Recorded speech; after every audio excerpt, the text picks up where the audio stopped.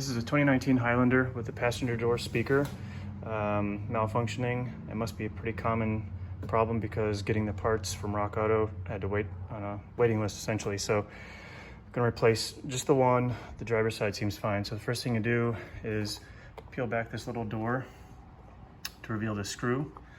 Then next, take a little pry bar, something to pop up the control panel, and we'll undo these connections. So just place your thumb and pull them out. So do that in a second. Then the next thing we'll do is peel back the door skin.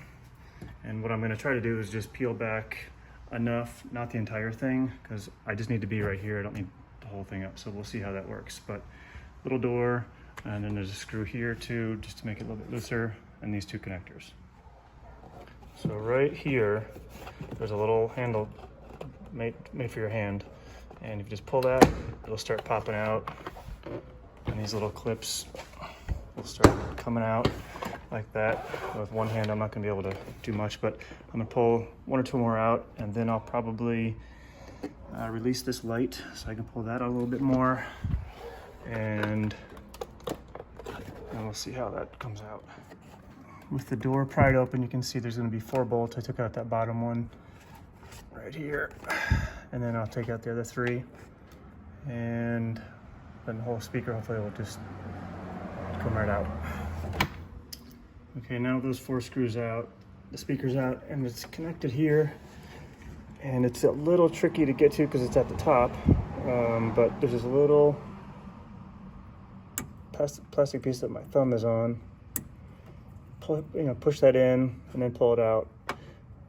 Obviously it'd be easier if the whole skin was off, but just trying to do it fast. Now we're gonna try to put the other one in the replacement. So depending on where you get them or which brand you get, the replacement is gonna be smaller than the original. The OEM has this bracket around it, and the new one doesn't. So hopefully when you get one, it comes with an adapter, which matches that one. So we'll put the speaker into the adapter.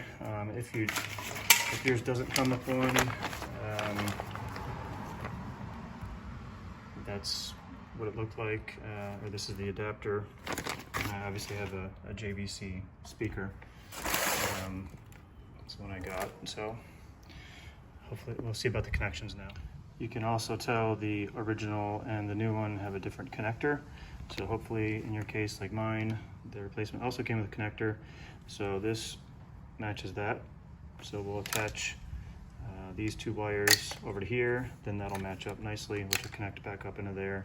And I still put the bracket onto as well. Okay, in my case, so the speaker should fit into the adapter as opposed to the adapter going on top of it. So if you have the 2 next to each other, they should be about the same height.